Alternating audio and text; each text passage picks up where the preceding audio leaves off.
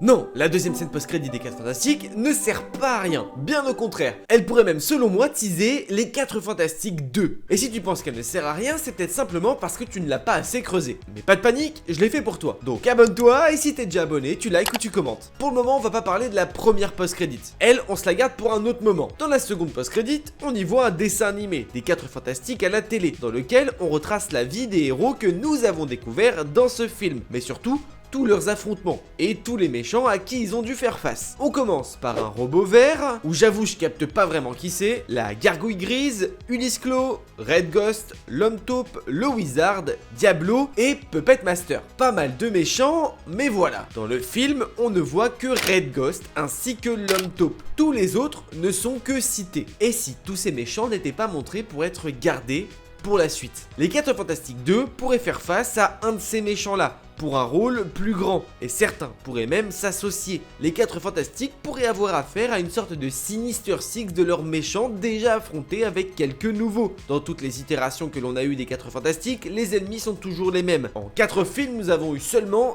2 méchants, Fatalis et Galactus. C'est pourquoi Marvel pourrait aller dans la nouveauté et faire de Puppet Master l'antagoniste principal du prochain film des 4 Fantastiques. Lui qui peut créer des marionnettes en argile radioactive peut contrôler tous les êtres humains qu'il souhaite. Il a juste à faire une marionnette à leur effigie. Il est un grand antagoniste récurrent des 4 Fantastiques dans les comics et je trouve que c'est dommage avec tous ces films de ne jamais l'avoir vu. Il pourrait être le grand cerveau derrière une grande partie d'échecs avec des pions comme Giganto ou encore la gargouille grise. Et pourquoi pas le voir s'associer à des personnages comme le penseur fou ou encore le Wizard.